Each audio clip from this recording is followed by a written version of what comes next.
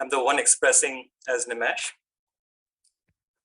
So first I want to just express a lot of gratitude for the interactions that all the videos that you put out and some of the interactions we've had gave me a lot to work on. And this, one of the things that I'm kind of working through, the concept of oneness, right? And I think we all understand it as a concept. Mm-hmm. So I had a small experience. I want to contrast two experiences and then just get your take on that.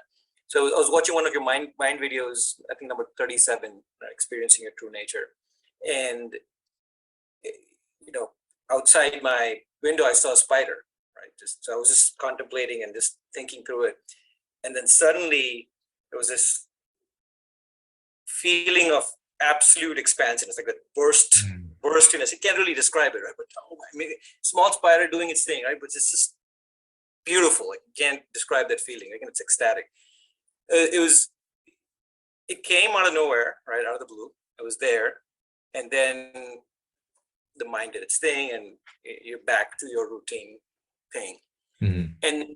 And then this morning I was doing a meditations, the chakra meditation now. And I'm watching a small tiny bug right as soon as I finished, feeling really good, positive. See a small tiny bug moving around my feet in confusion, just trying to get around things. And I'm observing it, and there is a bit of kindness to it, and just no judgment, just watching it, and just enjoying that feeling. Right? But what I noticed was that the first experience and the second, it's slightly different. Verbally, I guess I can't really describe it, but it's night and day.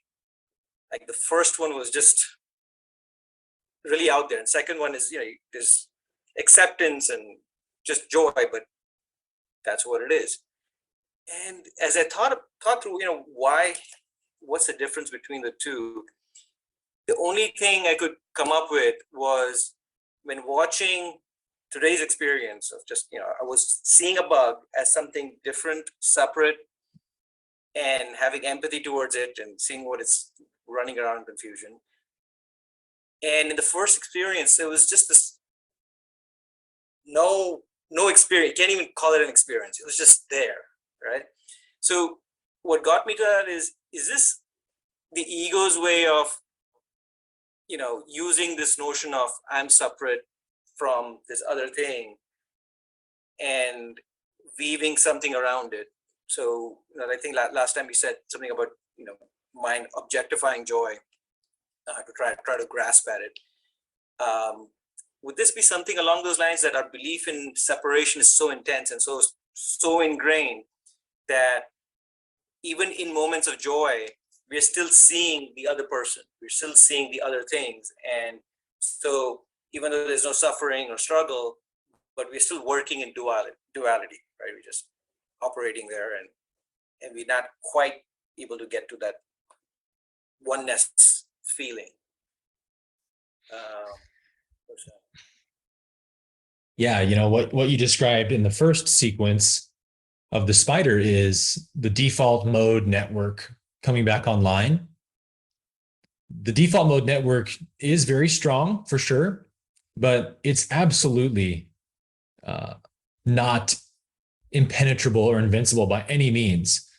Every single one of us on this call has already begun dissolving that default mode network. That's why you're not still out in the world, gambling, drinking, partying, cussing people out, getting into stupid arguments constantly. Most of us, by the time we're here, we've probably transcended a lot of that stuff, which means our default mode network is transcendable, period. But it seems to be stickier the more we move down into the subtler layers, because number one, our awareness of our real self becomes stronger as the false nature is penetrated, the true nature comes into more light. It actually makes the awareness of the false nature like more insufferable. Whereas before, when we had way less awareness of our true nature, we would put up with these ridiculous illusions much more easily than we do now. Somebody asked me on a call the other day, or on like a podcast or something, They said, what is your day-to-day life like? Do you suffer? Do you have limiting beliefs come up still? And the answer I tried to give was yes, but not at all like what you probably mean when you're asking that question. Do I suffer from limiting beliefs like um, I'm separate, I'm not enough, I'm unworthy of love? Those things are gone without a trace.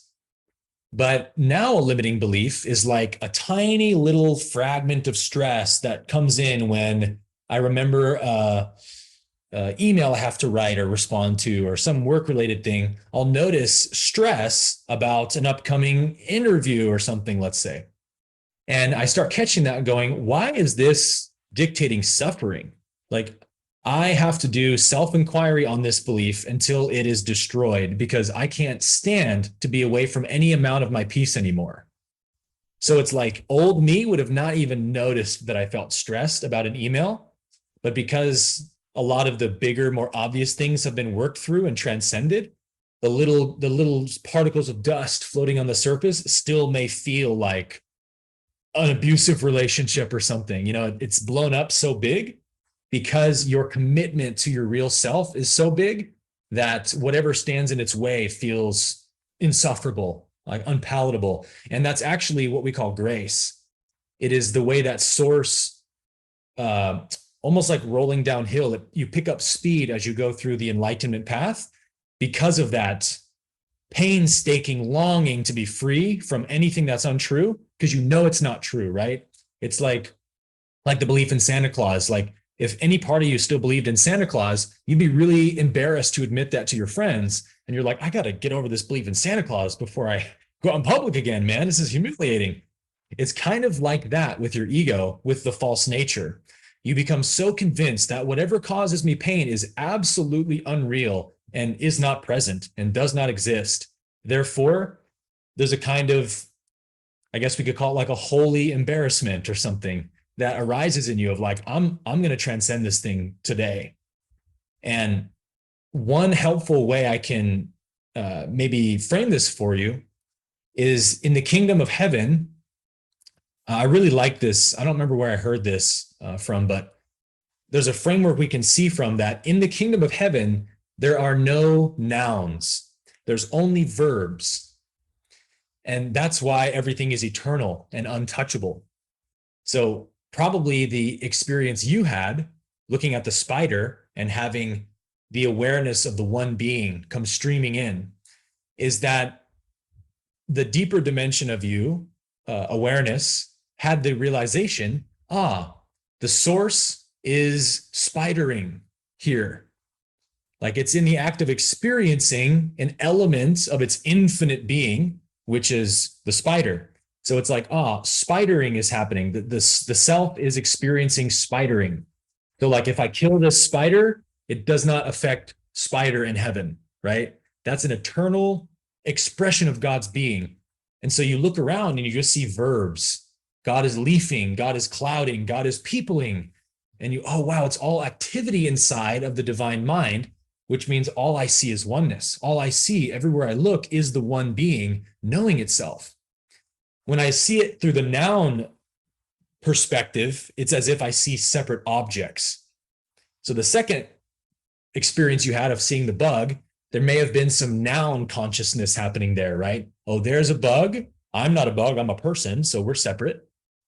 And the prior experience was verb consciousness.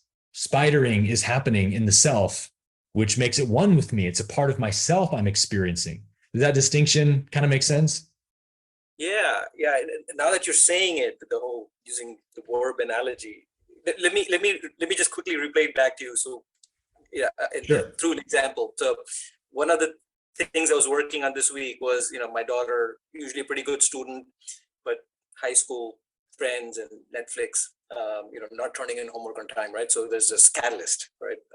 Okay, the father needs to talk to the daughter and have a conversation that not turning homework on time is not good. I'm getting the email alerts from your teacher, but then that was clearly the ego and identifying with my role. So got that easy, all right? But hang on, I've been doing spiritual work, so wait, let's just think in terms of souls, right? Okay, there is no father, there's no daughter, right? There is an equalness in the being. And so then it's just one soul talking to another soul, and with absolute love, no discipline needed, but just talking about, hey, what's going on, and with kindness, empathy, and all that, and just be there and see how I can help. And usually I would have stopped there, right?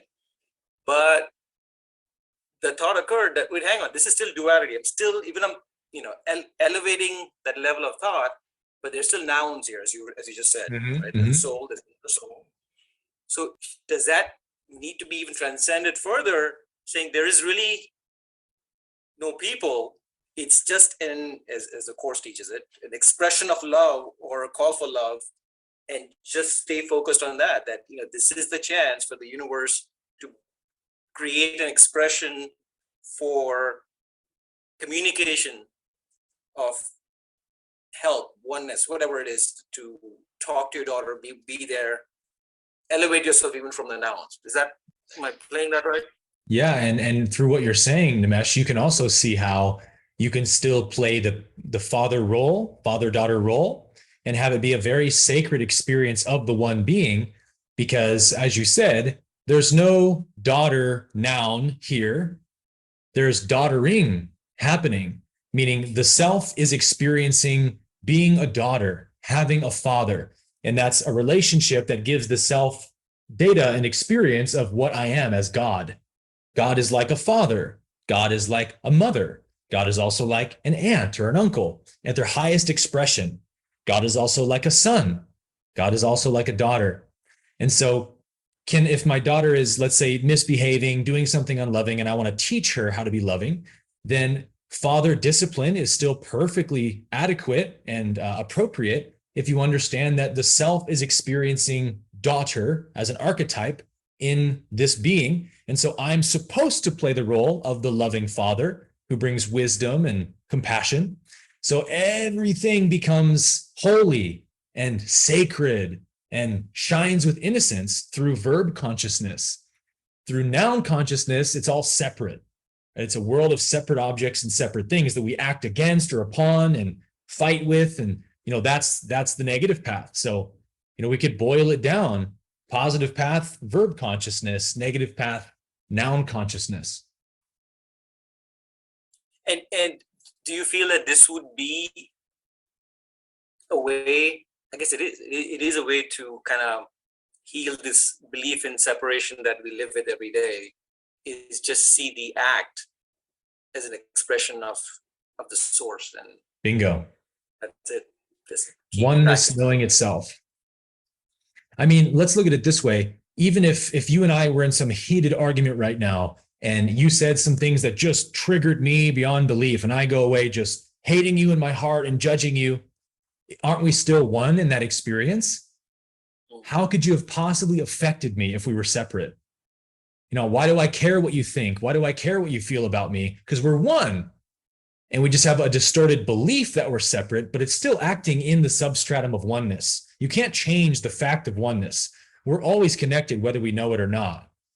And so if we get in tune with reality as it really is, then it shines with the qualities we call love, peace, bliss, happiness, because that's the nature of oneness.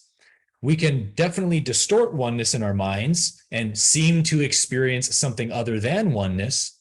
But nevertheless, when we really pull back and look at the experience, it's not possible to have a separated experience.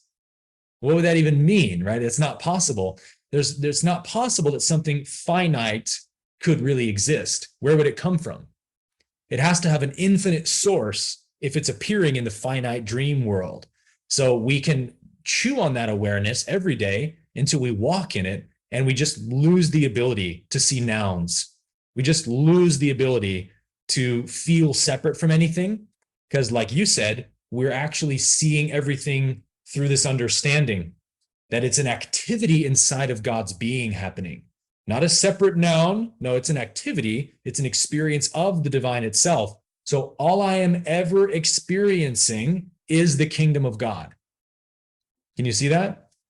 Yeah, no, that's brilliant. Oh my God, that just opens up possibilities, because it was a big struggle to, how do I move away from the mind stories, even in states of normal joy moments, right? And Right. this is it. Just focus. And I think you said it last week too. Just focus on the joy and not what's creating the Yes. And, to that question, Nimesh, you said, how do I move away from the mind states? You can't move away from them because you're not the mind state. You're not the mind. The mind itself is in a state, but you are awareness, which is never in a state. You're the stateless state, right? So to move out of a mind state as a concession to language is to be aware of what's really true. Just to be aware of where I really stand. Let the mind be in whatever state. And this, man, when you guys do this for the first time, it's a powerful experience, because you actually have the experience. Oh, wow. All this time I've been saying, I am pure consciousness. I am awareness. But it's not until the moment where the mind's really pissed off and you're getting dragged into it, and then some light in you dawns and goes, wait a minute, who cares? Let the mind be pissed off. I'm not the mind. I'm awareness. I'm just watching the mind. And you can be totally okay with a mind storm without making it a problem at all, because you know you're pure consciousness that's not touched by it. That's an experience we all should be striving for, of, hey, let the mind be triggered. I welcome it with open arms, because all it does is give me the greatest opportunity to see who I really am. And you can see it. If you want to see it, you'll be in that moment of a trigger that happens, and you're about to go into it and you go, wait a minute, what does this trigger have to do with me? I'm infinite, eternal consciousness. I'm always just watching. And then you may even watch the body start responding in a certain way. And you go, wow, that's definitely not in my real self. That's definitely a distortion of the mind who doesn't know who it is. And so you're not guilty. You're not making it a problem. You're not seeing it as a sin. You're standing in your innocence, in your Christ state. Just a few experiences of doing that, and I promise you, the awareness of that state will never leave you again. It's like once you actually see it to that degree, it's impossible to unsee it. And until you get to that point, I guess the key is remembrance of focus on the verb, not the nouns, or remembrance of, and keep practicing over and over. This is repetition. That's all it is. It's just have to keep at it. Absolutely. This is the only practice there is just be aware of oneness. Always abide in the consciousness of oneness in every moment, especially the challenging moments. Reach inside you for the consciousness of oneness. Can I see how this experience of a heated argument is happening as oneness, in oneness? Nothing else is happening here. Not even the distortion of the mind is really happening, because it's what's earlier than the distortions is the oneness, right? That's the substratum. That's the background. That's the chalkboard that is being written upon. The chalkboard is real. What is written on the chalkboard gets erased very shortly. So I don't care what state the mind's in. I know who I am, and that's more important to me. That's awesome. Wow. That's the attitude, man. Yeah. Man, a lot of work this weekend now. You're doing good work, brother. Work. Thank you, Aaron. Thank you. Thank you, Nimesh. Love your questions.